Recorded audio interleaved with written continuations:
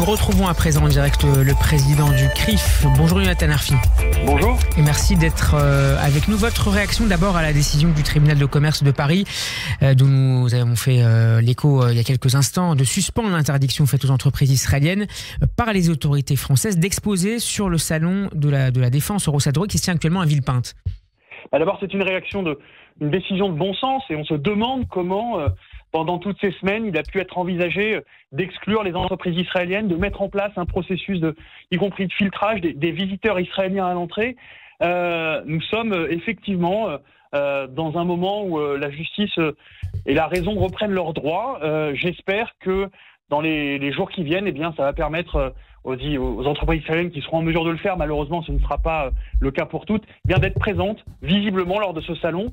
Il était temps et je suis heureux que le tribunal de commerce ait pris ses responsabilités avec clairvoyance, avec courage aussi, parce que c'est s'opposer à une forme de décision politique qui avait été prise. C'était une mesure de rétorsion du gouvernement français après certaines déclarations israéliennes. On parle notamment de l'interview de Benjamin Netanyahu sur LCI qui n'aurait pas plu.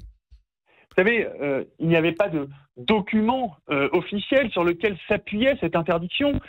Et donc, c'était visiblement, effectivement, une décision d'ordre politique. Alors, on connaît les difficultés qu'il peut y avoir entre des pays. Il peut être parfois nécessaire, dans certains cas, de taper du poing sur la table d'une manière ou d'une autre. Mais enfin, là, on était quand même dans quelque chose d'inédit. D'inédit parce que ça ouvrait la porte au boycott d'Israël de manière significative. Et inédit parce que c'est la puissance publique qui l'initiait. Il y avait quelque chose là qui devait être dénoncé. Nous l'avions dénoncé avec force lorsque cela avait été annoncé il y a quelques semaines. Et puis, nous sommes heureux ce matin de voir que la justice casse cette décision.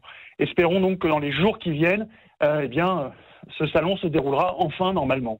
Alors il faut rappeler, Jonathan Arfi, que cette décision ne porte pas sur l'arrêt pris par le tribunal de Bobigny qui avait été saisi quelques jours plus tard par des associations pro-palestiniennes qui interdisaient la présence à Eurosatory, cette fois d'intermédiaires de ces sociétés israéliennes visées par les autorités dans un premier temps.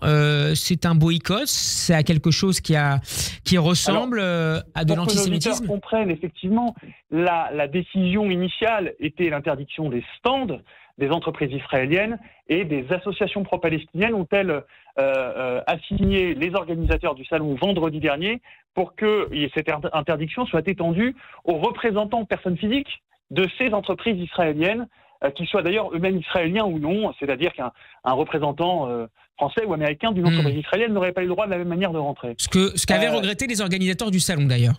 Ce qu'avaient regretté les organisateurs du salon, j'ai pu m'entretenir avec le dirigeant du salon hier soir suite à notre protestation vive sur ces filtrages mis à l'entrée où on demandait aux visiteurs de signer qu'ils n'étaient pas représentants d'entreprises israéliennes.